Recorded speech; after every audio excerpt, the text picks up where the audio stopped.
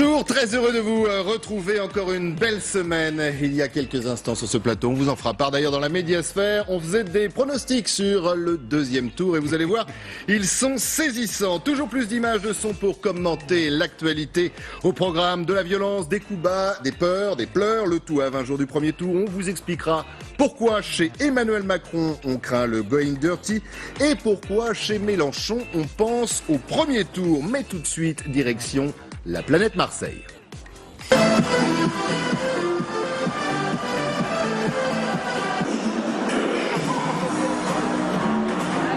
Emmanuel dans l'oreillette. Ah oui, oui. Ah ouais, c'est un fan de l'OM, hein. Ah oui. Bon, alors ça, on peut siffler le PSG, on a le droit, allez-y. Qui saute pas n'est pas Marseillais. Ouais. Qui saute pas n'est pas Marseillais. Allez, allez. Et je vous en propose une autre. Qui saute pas n'est pas Macron. Qui saute pas n'est pas. Mesdames, messieurs, un tonnerre d'applaudissements en nom Emmanuel Macron.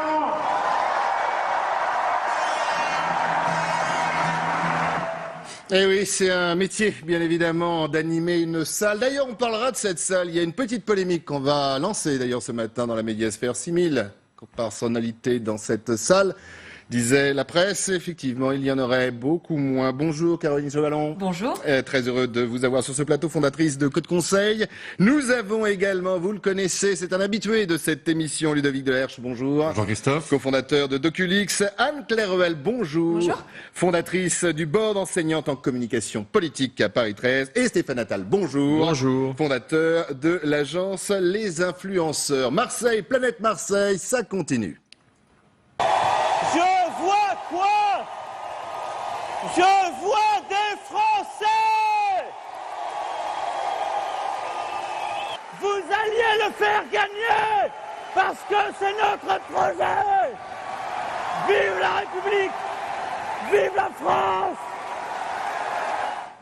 Voilà, mes amis, parallèles saisissants et ça glousse sur le plateau de la médiasphère. Ah mais c'est magique. En plus moi j'ai regardé hier, j'étais un peu fatigué, je dois l'avouer, j'ai un week-end un peu dense. Et en fait au départ j'étais persuadé que c'était le lancement de la saison 2 de Marseille de Netflix avec Magimel qui était dans un numéro pathétique d'Enfants du pays avec des fausses expressions, des faux accents, Et de etc. Pardieu, c'était qui l'ambianceur de salle qu'on a vu tout à l'heure? Ah mais c'est magique. On est dans Malaise TV en permanence. Enfin, c'est intéressant en fait, parce que on savait qu'il tiendrait pas la distance. On l'a dit à plusieurs reprises. On s'est même fait taper dessus pour l'avoir dit plusieurs sur ce plateau notamment ou dans les dîners. Et là, ça y est. On voit que ça tient pas et que quand on n'a pas de conviction et quand on n'a pas de projet, qu'on est que dans les postures et dans l'empilement de postures marketing, ben non, on fait pas sauter une salle, non. Il nous a fait une belle François Fellman là. Alors justement, parlons de cette salle et de communication. Les acteurs de la communication sont là. On a souvent parlé de télé-réalité. Là, si on parlait juste 2 secondes de communication informelle, qu'est-ce qu'il raconte? Il a pastelisé la campagne. Il y a du rose, du jaune, du bleu ciel. Donc tout est beau, tout est gai, mais c'est plus de la télé-réalité. On est revenu à Hélène et les garçons. C'est le plateau d'Hélène et les garçons, c'est la cantine de la fac. Lui, il est au milieu de tout ça comme un évangéliste, c'est ce qu'on disait tout à l'heure, en train de hurler comme un gourou, mais il est presque effrayant. Oui, parce que dans le montage, on avait le premier meeting emblématique d'Emmanuel Macron, et là, celui de Marseille, samedi, idem. Mais sur le plan de la communication, c'est presque effroyable parce que finalement, tous les atouts qu'il avait au début de la campagne, la jeunesse, l'empathie, le désir de changement, il les a cachés derrière cette gadgetisation de la campagne qui fait qu'aujourd'hui, franchement, moi j'ai regardé tout le meeting hier soir, je l'ai regardé sur YouTube pour être précis, mais je me suis endormi. Il n'a strictement rien annoncé d'intéressant. C'est terrible pour lui. Et en même temps, il y a une logique parce qu'en fait, Emmanuel Macron a construit sa campagne sur de la pédagogie. Et en fait, la première chose que l'on regarde quand on conseille un dirigeant, c'est qu'on le laisse parler naturellement pour comprendre qui il est et faire une sorte de profil de sa personnalité, surtout de sa façon de communiquer.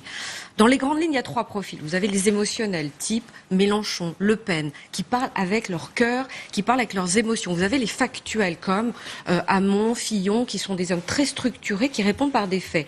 Et vous avez une 3e catégorie, qui sont des gens qui ont besoin de tout expliquer. On appelle ça plutôt les narrateurs. Et Emmanuel Macron est un narrateur. Et là, il est en train de jouer... avoir une prestance, je vous suis, et une voix pour narrer. Voilà. Et il est en train de jouer contre nature, parce qu'il ne faut pas oublier que c'est un homme très introverti. C'est pas un communicant naturel, Emmanuel Macron. C'est un Donc si je vous introverti. suis, c'est quelqu'un qu'on a fabriqué, et là, aujourd'hui, il a surtout une gestuelle qui nous rappelle un autre requin. Il s'est mis en scène par l'apprentissage du théâtre depuis tout petit. Et petit à petit, c'est un homme qui travaille énormément, qui est très intelligent, qui apprend vite. Donc on l'a formaté pour des discours. Il est dans sa zone de confort. Il explique son programme qu'il connaît par cœur. Là, il change de ton parce que maintenant, on est à 3 semaines. Il est en tête, donc il a une très forte pression et il doit attaquer. Il ne sait pas attaquer parce que quand on attaque, il faut vraiment relâcher ce Moi, je pense que non, mais dès qu'il a une attaque, ça sonne faux. Mais je crois qu'on est entré dans l'ère post-politique. Là, je crois que c'est un fait. C'est-à-dire qu'on a devant nous. C'est quoi l'ère post-politique? On a un télé-évangéliste. On le disait aussi ensemble. C'est-à-dire qu'on a quelqu'un qui est en fait un manager. On est dans un grand team building. Il y a des équipes rouges, vertes, bleues. Sortons les post-it. Allez, levez-vous tous ensemble. C'est le candidat. Et on s'applaudit. Et on s'applaudit. On n'a pas de slogan. On a Emmanuel Macron président. Point barre. Il n'y a pas le programme. Certes, il est développé, sauf que c'est un peu pour séduire un peu tout le monde. C'est-à-dire que c'est vraiment du marketing politique. Chacun va retrouver de très bas étage, pardon. De très bas étage. Chacun va On a trouver ce atteint qui ce compte. week-end. Est-ce que vous pensez ça? Est-ce qu'on a atteint ce week-end les limites et du personnage et de la communication en politique? Moi, je pense parce que quand on regarde sa gestuelle, uniquement sans écouter, faites l'exercice, il imite Nicolas Sarkozy. Il bouge les épaules, il bouge la tête comme ça. Il a la gestuelle de Sarkozy. On a l'impression qu'il a Et vous pensez que ça a été programme de étudié Hollande, la gestuelle de Sarkozy. En gros, c'est une sorte de synthèse. Emmanuel Macron, c'est un produit, je suis tout à fait d'accord avec ce qui a été dit, c'est un produit qui a été fabriqué. Il est probablement le jouet ou la marionnette de quelqu'un qui aurait aimé pouvoir se présenter, mais qui malheureusement n'en a pas pu. N'a pas On va y revenir. C'est donc le nom que vous avez prononcé, mon cher Christophe. Et finalement, il prend un petit peu de chacun. Mais au fond, ça donne quoi? Mais ça donne rien. C'est pas un produit. On parlait de marketing. C'est un trou noir. On a une marketing. Alors évidemment, on va en avoir des problèmes à la médiation. On va en avoir. Toutes S'il les est au second composantes tour, politiques, on est mort. c'est-à-dire que c'est ça, c'est sera une plus espèce jamais de invité, force, mais c'est pas mais grave. il y a rien, c'est un candidat de synthèse, voire un artefact pur et dur, quoi. Un artefact. Non, mais c'est le triangle des Bermudes, je suis d'accord. Ouais, c'est ça, c'est le triangle des Bermudes. Et il retire de toute matière les choses. Après, et j'en souris d'habitude, je suis plutôt en colère parce que enfin. Oui, c'est vrai. Là, vous avez l'air non pas résigné, mais parce qu'on va pas se raconter de bêtises. Ce type est dangereux. Il est dangereux. Son programme est dangereux. Et quand il attaque le Front National, c'est la seule chose sur laquelle il a raison de dire que c'est le candidat qui est le plus frontal avec le Front National. Parce que c'est le candidat le plus populiste, avec le programme qui se rapproche le plus. Sa mesure économique phare a été vendue par Jean-Marie Le Pen 2 fois de suite et par sa fille ensuite. Mais donc, il est dangereux pour le Front National parce qu'il. Non, il est dangereux pour nous, pour les Français. Oui, mais il est dangereux pour le Front National et c'est pour ça que Marine Le Pen le combat comme ça. Et c'est pour ça que dans une hypothèse de second tour, Macron-Le Pen, il est donné vainqueur. C'est parce que finalement, il est beaucoup plus politiquement correct et tout le monde va voter pour lui si jamais on se retrouve. Oui, enfin, son front républicain, c'est surtout aussi parce qu'il a aussi pas grand-chose à vendre derrière et que c'est. Alors, si vous êtes d'accord, mes amis, nous allons continuer parce que c'est un peu notre but dans cette émission en images. Toujours Marseille. Décidément, il s'est passé beaucoup de choses ce week-end à Marseille. Toujours Emmanuel Macron, mais autre contexte. Regardez. Aujourd'hui, et comme on dit ici, on craint des gains. Les Français, ils sont bons. Pas bonjour. Oui, je vous ai jamais dit un truc comme ça. Ne me touchez pas. Ne me touchez pas. Ne me touchez pas. Ne me touchez pas. Ne me touchez pas. Lève ta main, mon frère. Ne me touche pas. Vous dites que les Français, c'était bon à rien et vous venez là. Allez, non, tu m'as dit que les Français, c'était bon à rien. Non, on est d'accord ou pas? Je n'ai jamais dit ça. Vous ne passerez pas. On n'a jamais voté, on votera pour que vous ne passerez pas. On n'est bon à rien et ne venez pas nous voir à Marseille. Je viens pas à Marseille. C'est pas seulement vous, Marseille. Ne venez pas nous voir. Vous n'êtes bon à rien. Vous n'avez rien fait. Pendant le quinquennat, vous n'avez rien fait. Vous n'êtes bon à rien. Et voilà. Et donc, il est donc l'héritier du quinquennat. Mais oui, mais les Français sont intelligents, ça fait plaisir de voir ça. C'est que les gens sont intelligents. Par contre, c'est là où on voit le danger, c'est qu'il dit D'habitude, on vote pas, et là, on va voter pour pas que vous passiez. C'est-à-dire que vous votez pour qui? Oui, c'est ça. Et c'est là où il y a un vrai danger. C'est là où il y a un danger. Mais ce monsieur, comme vous le dites, il a dit tout haut ce qu'on est en train de dire ici dans cette atmosphère feutrée. Il est le candidat de la suite. Il est le garant de la continuité du programme de François Hollande. Et je pense qu'il a eu vraiment tort de s'afficher avec des soutiens qui sont des soutiens qui l'institutionnalisent.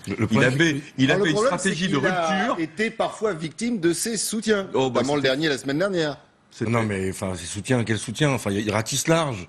Attends, Delanoë. Non mais c'est ça. Enfin, Delanoë, ça me rappelle les méthodes de Clichy. Enfin, on va arrêter les Manuel Valls. Le Drian. Manuel Valls, c'est qui? Enfin, c'est toute la Hollandie.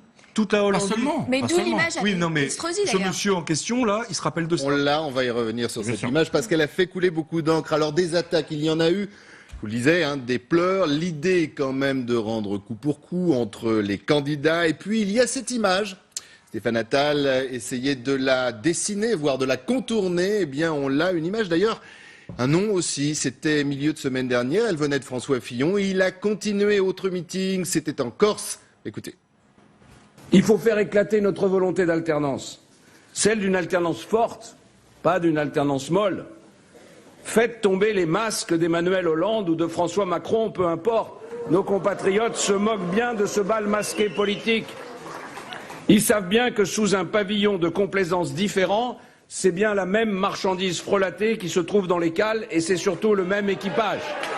Alors, réaction bien évidemment dans quelques instants sur ce que vous venez d'entendre, mais puisqu'on est dans le Emmanuel Hollande ou dans le François Macron, regardez.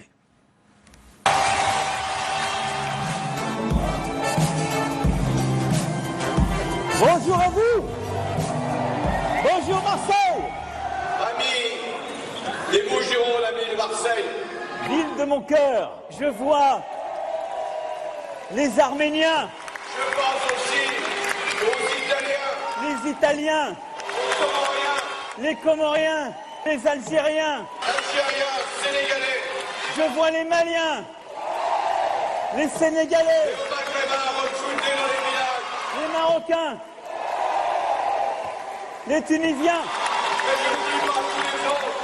J'en vois des tas d'autres que je n'ai pas cités. Mais je vois quoi? Voilà Marseille. Je vois quoi? Je vois des Français. J'aime Marseille parce que j'aime la France. Voilà, une séquence réalisée sans trucage. Il ne s'agit simplement que de montage. Commentaire pendant justement, autant tout vous dire, c'est la franchise dans la médiasphère de Ludovic Delaherche. Il ne voit quoi? Il ne voit plus rien.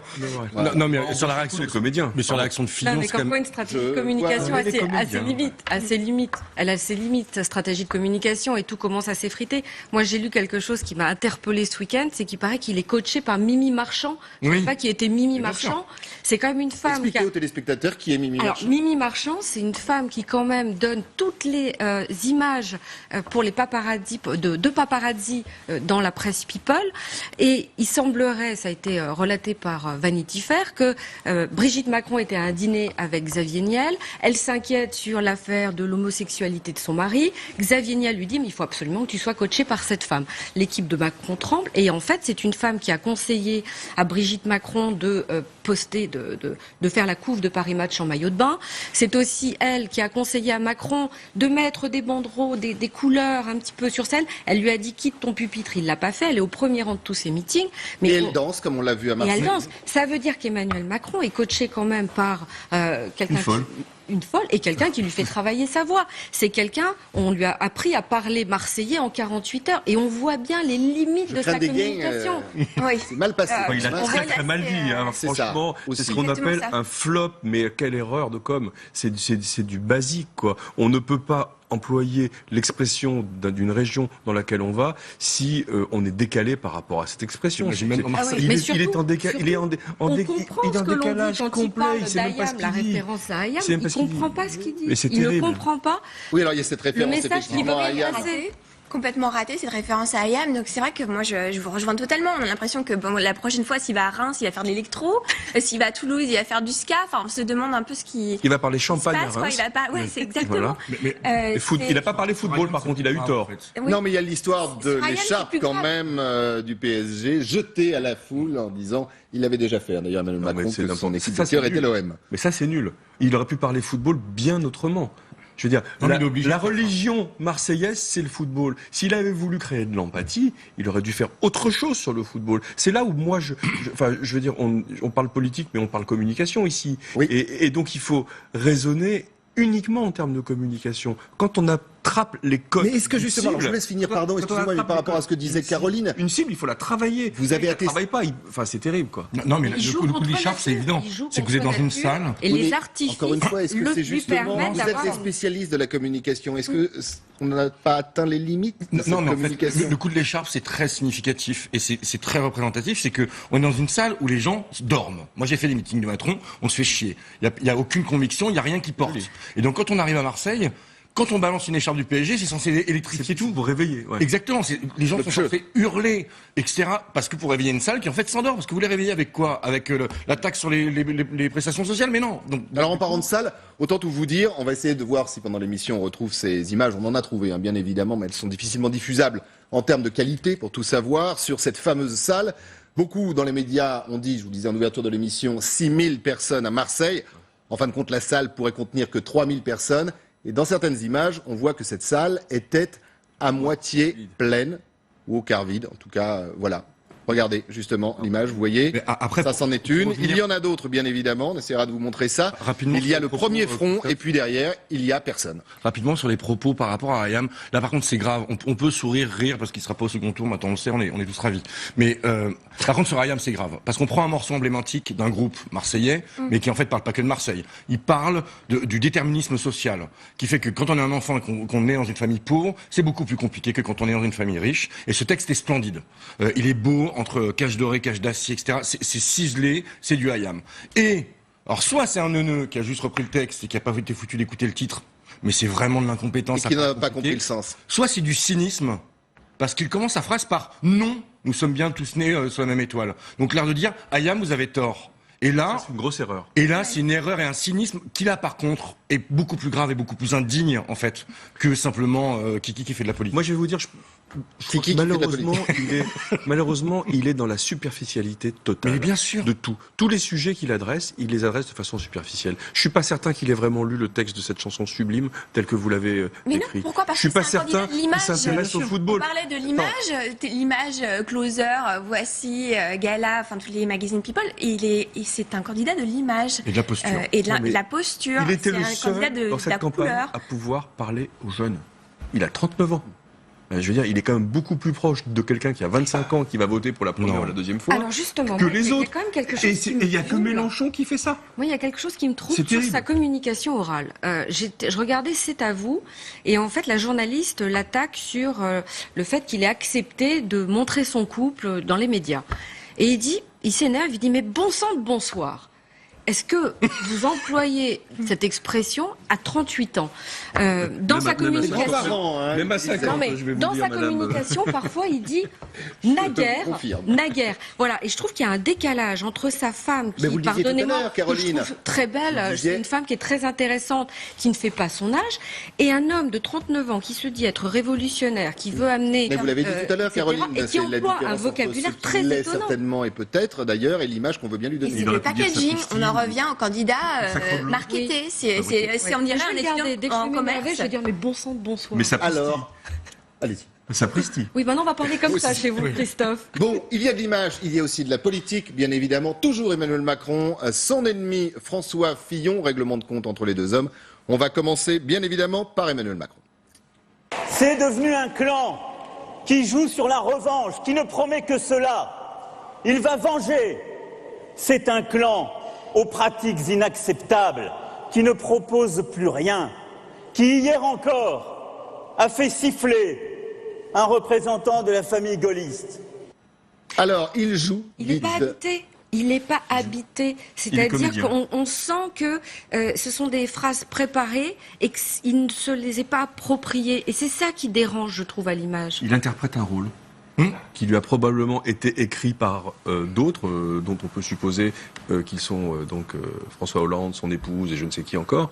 Mais il interprète un rôle. N'oublions pas qu'il a connu sa femme dans un cours de théâtre il y a déjà 20 ans, 25 ans, et finalement, il n'est peut-être pas autre chose qu'un comédien de planche qui interprète un rôle que d'autres veulent écrire pour lui. Alors, autre sonore à analyser, c'est tout de suite, c'est parti. Je veux que nous soyons le vote du cœur, le vote de l'enthousiasme, le vote de l'espérance, et que nous chassions, loin de cette campagne, loin du pays, le parti de la haine, celui du mépris, celui du repli, et toutes celles et ceux qui nous font tellement honte. Aujourd'hui, et comme on dit ici, on craint des gains. Voilà, on craint des gains, séquence 2, et commentaire de Caroline Chevalon sur ce que vous venez de voir. On est au théâtre, on regarde une tragédie qui se dessine avec un homme qui a appris à se mettre en scène. Il a appris, pour moi, je signe, je confirme que pour moi c'est un introverti. Et vous pensez que ça se fracture, pas dans les médias, parce qu'on est là pour en parler bien évidemment, on parlera d'ailleurs des médias dans quelques instants, mais dans l'électorat? Ça se voit pas dans les sondages encore. Mais on parle de sondages. Les sondages ne représentent que les gens qui répondent au téléphone sur les enquêtes d'opinion. Donc ça représente pas les Français. Ça représente les gens qui acceptent de prendre leur téléphone après un débat pour répondre à une enquête d'opinion par téléphone. C'est censé représenter les Français. Parce que et ça représente personne. Moi, je les ai vécus dans la pub pendant 15 ans. C'est une arnaque, les sondages. C'est une arnaque. Ça ne représente personne. Ils se plantent systématiquement depuis 10 ans. Et on continue. Par contre, sur la tendance, ils perdent des points. Tout le monde perd des points. Et après, ça commence à se fracturer. Mais quand on voit Fillon qui l'attaque, bon, c'est quand même le camembert qui dit Reblochon tu pues, parce que le type se gaffe d'argent public depuis des années, nourrit sa famille, sa femme, ses enfants, tape dans la caisse. Oui. Mais il tape sur Macron en disant on va faire tomber les masques et c'est la continuité. Mais alors, bon, lui qui le fasse tomber aussi le masque. Mais après, c'est choquant en fait. C'est choquant et toute la clé, c'est l'abstention. Et on continue à nourrir l'abstention si on parle pas de conviction. Et donc Macron nourrit l'abstention, Fillon nourrit l'abstention parce que c'est du foutage de gueule. Alors les sondages ne sont peut-être pas des horoscopes comme peut le dire Mélenchon, mais en tout cas ils donnent des dynamiques. C'est le seul truc intéressant. Des tendances. C'est des tendances. C'est voir si on gagne plus 3 points, moins 3 points, etc. Donc là on voit, il est en train de descendre gentiment. Je pense que la cristallisation ne s'est pas faite encore. On est tous en train de débattre sur quand est-ce qu'a lieu la cristallisation. C'est un peu la galère de Troie aura-t-elle lieu, mais en fait je pense qu'elle n'a pas eu lieu. Je pense ce que vous appelez, pour expliquer à ceux qui nous regardent, la cristallisation, c'est le moment où on se décide vraiment pour un candidat et on est décidé fermement sur un choix de vote. Il s'est trompé. C'est ce qui fait le socle d'ailleurs du Front National. Exactement. C'est alors que la cristallisation. Exactement, parce que le Front National, les électeurs sont très décidés. Et c'est vraiment toute la différence. Je pense qu'il s'est trompé de cible marketing. Il a fait une campagne depuis le début pour les journalistes, pour les médias. C'est le seul à pas agresser les journalistes. C'est le seul à sourire, à être totalement empathique avec les médias. Il a fait une campagne pour les leaders d'opinion, jusqu'à en oublier que c'est pas les journalistes qui votent à un moment donné. Et c'est toute la limite de l'exercice. Et que les journalistes, au vu de l'ambiance, ne font plus vraiment les candidats aussi. Exactement. Et on communique sur 3 registres qui sont assez connus. C'est l'éthos, c'est qui je suis. Donc là, on voit ça s'effrite parce que il y a une différence entre un langage justement un petit peu de personnes plus âgées et puis qui il est vraiment. Sur le logos, donc le fond, la raison, donc quel programme on propose. Là aussi, on voit que ça s'effrite parce que finalement, le marketing politique, il est ce qu'il est. On répond aux besoins de tout le monde et c'est du micro-ciblage mais hyper large. Et puis, enfin, sur le pathos, il a fait tout sur le pathos. C'est tout sur l'empathie, tout sur l'image. Et c'est ça qui... Alors, en parlant d'image... Je ne suis pas sûre que ça va s'effriter. Il faut voir dans le temps parce qu'il a quand même une grande capacité de réactivité. Dès qu'il sent qu'un danger arrive, il réagit extrêmement vite et il désamorce régulièrement. Débat, alors, voilà. On verra effectivement demain pour ce débat. On en parlera bien évidemment dans la médiasphère en termes d'image et peut-être justement dans cette expression de savoir s'adapter, voire de semer la zizanie. Il y a une autre séquence. Là aussi, c'était ce week-end. Regardez, rencontre entre Emmanuel Macron et Christian Estrosi. Là, M. Macron. Je vous ai répondu. D'accord. C'est une visite républicaine. Je confirme tout ce qu'a dit le président de la région. En effet, nous avons de l'estime réciproque de l'amitié. Et moi, je considère que c'était tout à fait normal et naturel de rendre cette visite de courtoisie. Aussi parce que je n'oublie pas le combat qui a été livré aux dernières régionales par Christian Estrosi, avec l'esprit de responsabilité qu'a eu Christophe Castaner dans cette bataille, qui, comme vous le savez, est un de mes soutiens de la première heure, mais avait décidé de se retirer, ne le regrette pas une seule seconde. Et je crois que les Républicains se reconnaissent à cela, savoir où sont les vrais dangers pour la République et où sont les vrais ennemis. Avec le pot de dragibus juste devant. C'est de l'incompétence, parce que n'importe quel homme politique aurait refusé ça. D'avoir Kiki avec sa petite bonbonne de dragibus face à lui, en train de parler avec Estrosi, en termes d'image, sachant ce qu'il incarne et sa jeunesse, qui est souvent taclée par les autres, normalement n'importe quel... S'il avait une équipe de com un peu compétente autour de lui, ils auraient dû refuser ce pot à bonbons face à lui. Enfin, c'est Brigitte qui lui a amené son goûter, parce que Kiki va parler pendant 1 heure avec Estrosi. Si on parle d'image et de com, rien que la lumière, donc l'éclairage de ce reportage, il est raté. Il y a un côté tamisé. Il est raté. Mais pourquoi Rencontre secrète, non? Parce que ça a été fait au dernier moment, cette histoire. Ça a été dealé dans la nuit entre les équipes, ça s'est organisé le lendemain. Eh bien pourquoi? Pour contrer commenté, on va y revenir. Pour contrer Emmanuel Hollande, lancé par Fillon. C'est-à-dire que là, on a vu tous les valsis qui arrivent. Et Estrosi, sarkozyste, se prête au jeu. Bien sûr. Et puis il est redevable d'une certaine façon. Parce que l'homme qu'on a vu sauter sur scène, genre qui ne saute pas n'est pas Macron, c'est l'homme qui a permis à Estrosi d'être le président de région. C'est-à-dire qu'il est redevable, Estrosi, d'une certaine façon, et il joue aussi le fait qu'il a été hué la veille dans un meeting pour défendre François Fillon, et qu'il a toujours appelé à voter Juppé. Il a demandé à Fillon de se désister plusieurs fois. Il cherche un job. Non, mais sur 48 heures, il a vu ses deux. Mais ça vient pas d'Estrosi, hein. C'est En Marche qui a contacté Estrosi. Oui, mais il a accepté. Enfin, il a accepté. Sauf que lui a accepté en disant OK, mais je veux de la télé. Et il veut une image, ce qui n'était pas prévu par En Marche au départ. Et c'est pour ça que c'est pour le savoir, elle peut être désastreuse. Non, mais c'est pour ça que c'est monté. Ça sert à quoi à Estrosi d'avoir une image? Il est candidat à rien, sauf évidemment à avoir un job chez Macron, chez Fillon. Mais comme tous les autres. Il y a l'ouverture, justement, notamment au centre et à droite, prônée par Emmanuel Macron. Oui, et c'est très risqué pour Macron parce que justement, Estrosi est quand même quelqu'un qui est très clivant pour la gauche. C'est contre Christiane Taubira, contre le mariage pour tous. Enfin, c'est des choses un petit peu fortes et iconiques. Il s'est attaqué à ça, quoi. Mais il en a besoin pas qu'à pour les législatives. Je vous laisse continuer si vous êtes d'accord sur le sujet. On va juste écouter ça. Estrosi, c'est un signe. C'est-à-dire que vous voyez bien que, sans vouloir surinterpréter, il y a des responsables politiques nombreux qui regardent l'avenir en pensant qu'on va devoir travailler ensemble. Et qui, en ce sens, font des signes qu'on appelle républicains. Qu'est-ce que ça veut dire, un signe républicain? Ça veut dire qu'on partage l'essentiel. Ça veut dire qu'on a en commun, quelle que soit la diversité des opinions, on a en commun un bloc de conviction. On partage l'essentiel, Estrosi-Macron. Ah, ça, c'est génial. On a fait du chemin. Hein. C'est aussi le mot ralliement qui est utilisé dans cette campagne à tout va. Alors, ralliement, là, ils ont inventé un nouveau jeu, c'est-à-dire qu'on avait le ni oui ni non, c'est le ni ralliement ni soutien. Donc, on a une visite républicaine qui veut bien dire ce qu'elle veut dire d'une certaine façon. On est quand même très très loin des belles campagnes politiques. Hein. Je veux dire, est-ce qu'on n'est pas aussi très loin des préoccupations des Français? Bien, parce que les belles campagnes politiques répondent à des attentes du peuple.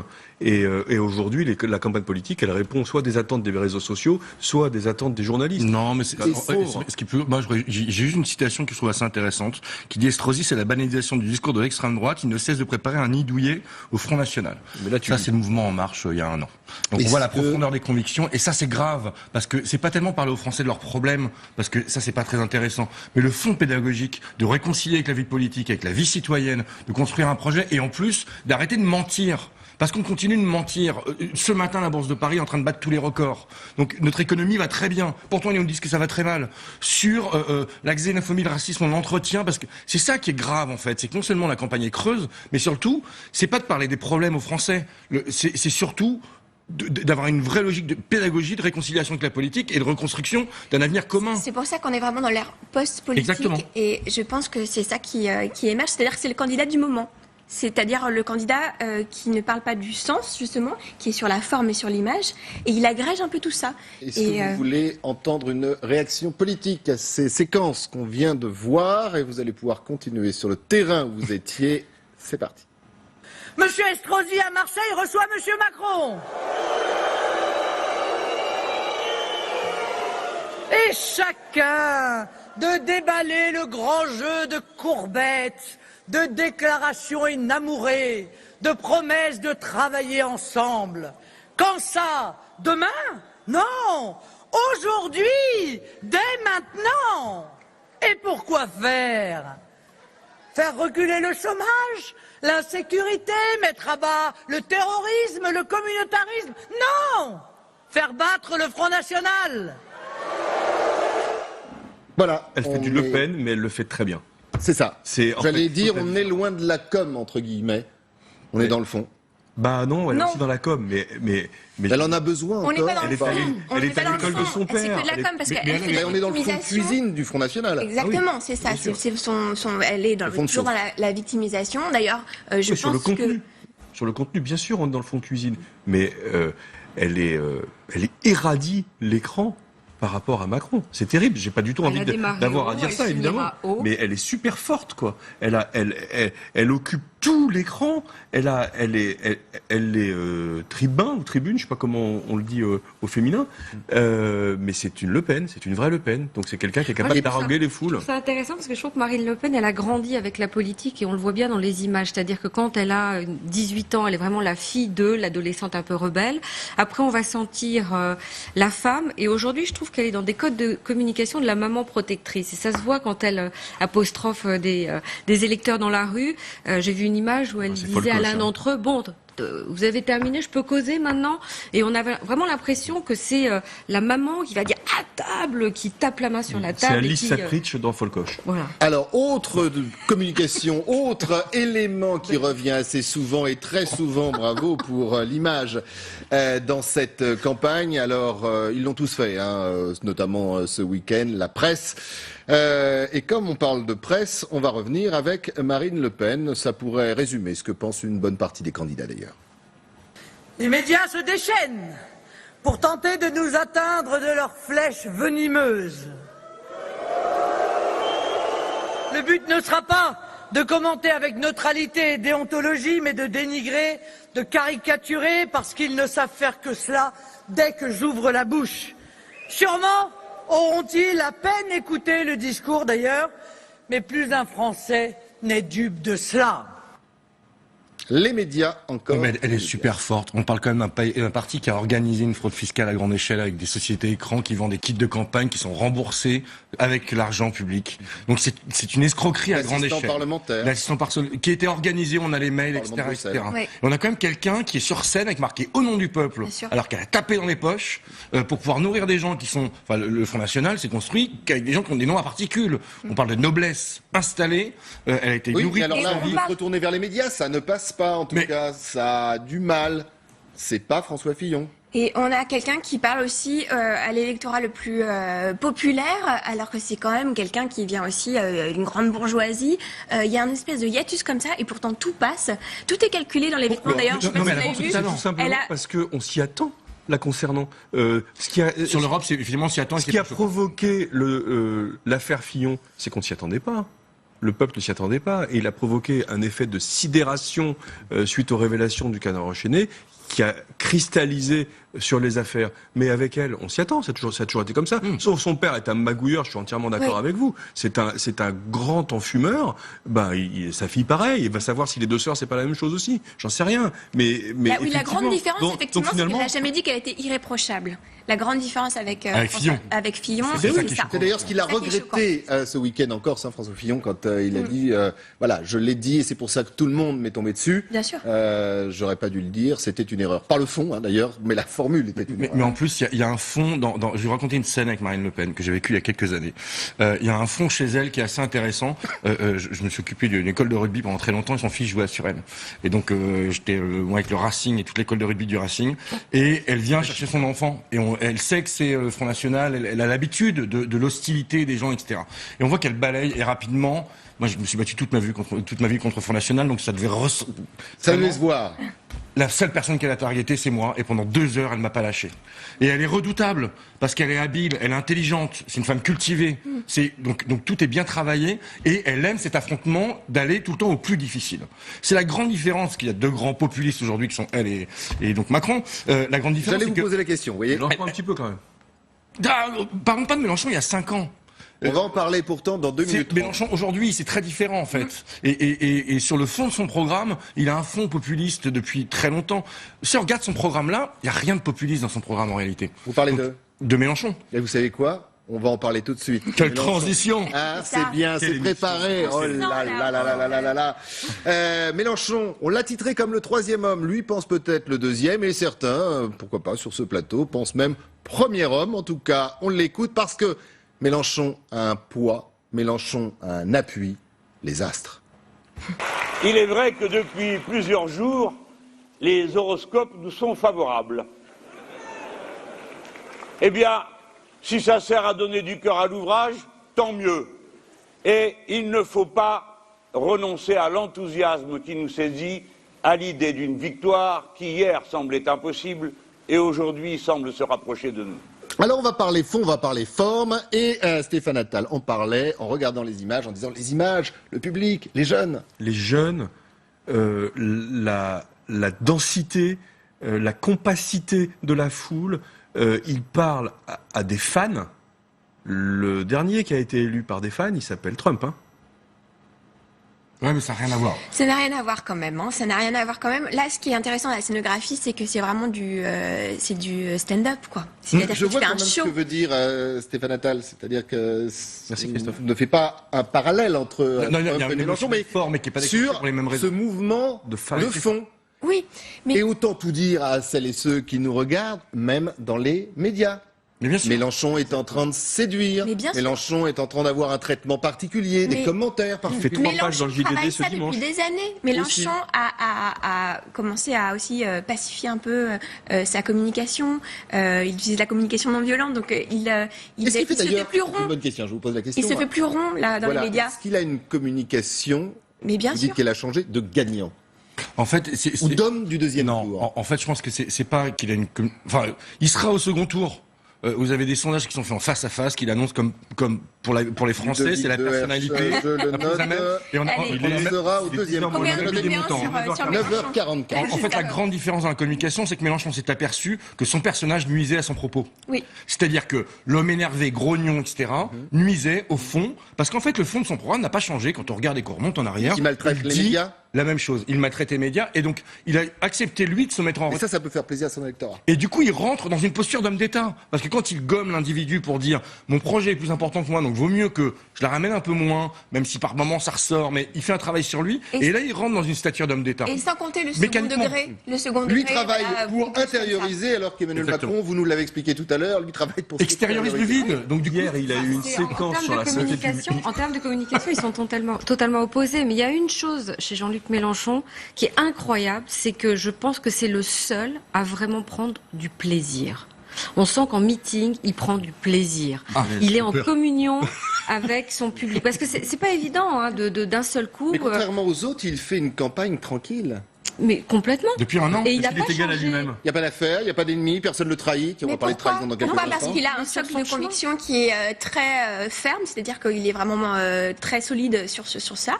Il a juste eu l'image à travailler au fur et à mesure, et ça fait même plus d'un Il n'y a an pas d'affaire. qu'il fait ça, il n'y a pas d'affaire, donc lui il Et ça continue joue son petit beaucoup dans cette campagne bonhomme de Pas chemin. encore. Et il a pas peur Non. des gens. Elle serait déjà sortie à Ouais, 20 c'est ça. jours quand Je pense même. que Non, là- non, puis surtout, il a une vision, une conviction et un projet à défendre. Donc ça change tout. Ça change tout, notamment dans les meetings. Mais sur l'ensemble de ses apparitions, il a un socle et quelque Il a chose même à un défendre. look, regardez la photo, il a même un look. J'imagine que s'il était au second tour ou s'il est élu président, il va y avoir une mode Mélenchon. Il est pas habillé comme On le les voit. autres. Il a pris des habits de vieux trotskistes. Faut dire ce qu'il est. François Fillon fut un temps avait essayé cette petite veste. Ouais. C'est pas le même prix, mais il a essayé. Elle est pas le même prix, ouais, en effet. D'ailleurs, il l'a Désolé. rendu. Et puis il dit. Le seul Pas celle-là. danger que je vois dans sa communication, c'est qu'à un moment donné, la forme prenne le dessus sur son programme et sur les idées qu'il faut en ressortir. Parce que finalement, on pourrait presque tous aller voir un meeting de Mélenchon pour le spectacle, parce que c'est un excellent orateur, parce qu'on attend sa petite phrase, on attend la façon dont il va être un peu Et il y en a à chaque meeting. Et regardez, aujourd'hui, on parle plus de l'horoscope que de ses idées. Ce dont parlait Stéphane Attal tout à l'heure, et cette image avec Trump, il y a toujours la bonne phrase, on attaque toujours les médias, il y a toujours quand même, quelque part dans ces messages, des codes qui sont respectés, et ça fonctionne. Ça semble le Washington Post, la veille de l'élection américaine, donnait Clinton élu à 80%. Mais bien sûr. La veille. Donc c'est quand même terrible. J'en parlais avec un camarade hier à dîner qui était aux États-Unis à ce moment-là et qui me disait, notamment sur la Floride, mais c'est juste incroyable que les médias comme le Washington Post ou d'autres annonçaient Trump gagnant et notamment en Floride, Clinton pardon, et notamment en Floride. On disait quand on prenait la route, les Américains ils l'affichent sur leur maison pour qu'ils vont voter et sur leur pare-choc. Sur la route, il y avait que du Trump. Donc c'est une espèce d'aveuglement et on est exactement dans le même cas. Merci beaucoup Ludovic.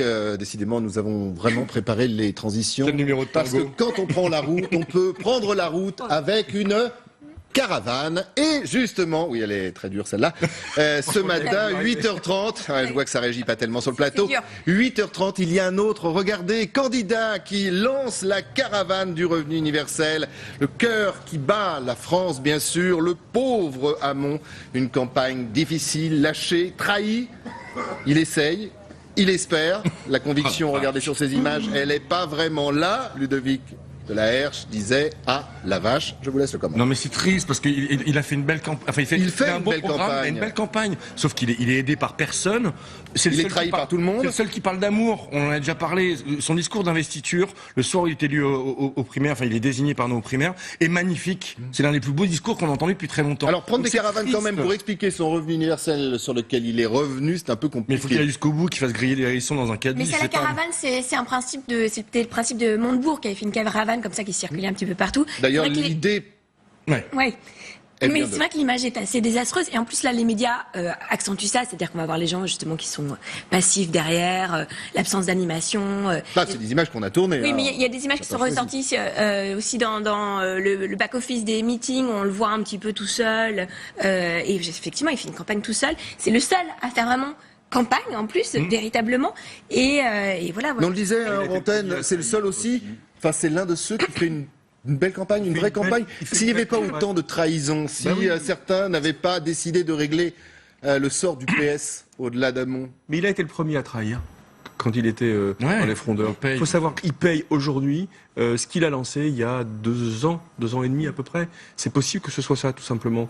Il fait effectivement une belle campagne. En tant que candidat, je trouve que c'est un bon candidat. Beaucoup de monde à son meeting, notamment. Il a de vrais sujets, il a de vraies propositions. On peut être d'accord ou pas d'accord, mais en tout cas, sur le plan du marketing, sur le plan du contenu et sur le plan de la façon dont il l'exprime, c'est-à-dire la communication, c'est un bon client. Le problème, c'est qu'il manque d'audibilité. Parce qu'il est cassé de l'intérieur, il est cassé sur sa gauche par Mélenchon, il est cassé sur le centre par Macron, et maintenant il est cassé par Valls qui veut récupérer le parti. Et dit-on par François Hollande qui veut l'éliminer. Oui, parce que de toute façon, Macron, Valls et Hollande, c'est à peu près la même maison. Hein. Et on l'a déjà dit ici, on en a déjà parlé ici, mais ce qui est choquant, c'est que ça reste encore une fois un non-respect démocratique. C'est-à-dire qu'il y a eu des primaires, des gens ont voté, et d'ailleurs il y a un mouvement qui s'est lancé qui est très intéressant, et je l'ai fait, pour aller porter plainte au commissariat pour abus de confiance pour les gens qui ont voté à la primaire socialiste. Ça commence quand Mais ça y est, il y a plus d'une centaine de plaintes déjà qui ont déjà été déposées, on les regroupe, etc. Parce que le Parti socialiste est censé exclure Valls, qui s'est engagé sur l'honneur à suivre le candidat de la primaire, les gens ont payé pour. Donc si vous avez payé 2 €, je vous invite à aller porter plainte au commissariat de police. C'est Judas. Pour abus de confiance. Exact. Et la plainte est recevable pour qu'on récupère au moins nos 2 €. Et quand derrière, on connaît tous. On va suivre d'ailleurs cette plainte pour l'instant. Vous dites combien? 100 personnes? Il y a un peu plus de 200 personnes qui ont déposé plainte. Et il y a une pétition qui circule. Et il y a aussi une pétition. Quand vous reviendrez la semaine prochaine, on fera le point. On prendra les chiffres, bien évidemment. On connaît tous le spin doctor derrière tout ça. Il a vieilli. Il a vieilli. Moi, je dirais qu'il a toujours eu un problème d'image et qu'il n'a pas un mental de leader et on le voit pas descendre les Champs-Élysées et lui-même n'y croit pas. Oui, mais il fait le job sur un terrain qui est intéressant, c'est qu'il fait un job de démocratie, de pédagogie, pardon. Ça suffit pas. Oui, mais c'est nécessaire. Et aujourd'hui, on en a besoin. Mais on est peut-être justement sur le parallèle dont on parle dans cette émission depuis le début de cette campagne entre le décorum, l'image, le spectacle et la réalité. Et ceux qui sont là depuis longtemps. Et le terrain. Le Pen est là depuis très longtemps. Mélenchon, c'est quelqu'un qu'on connaît. Ce sont des personnages qu'on suit au fur et à mesure, un peu comme des saisons finalement d'un feuilleton. Et là, ils arrivent, ils ont peu de temps pour... Macron aurait comme dû si à Mons, c'était pas son exploser heure. la campagne. Il y avait vraiment quoi faire pour lui. Ouais. Pour lui. C'est dommage. Eh bien, nous allons nous quitter sur ces paroles. C'est dommage. Ce qui n'est pas dommage, c'est qu'on se retrouve demain, même heure, même endroit. Ce qui n'est pas dommage, c'est merci à vous de nous suivre. Merci à vous d'être sur ce plateau.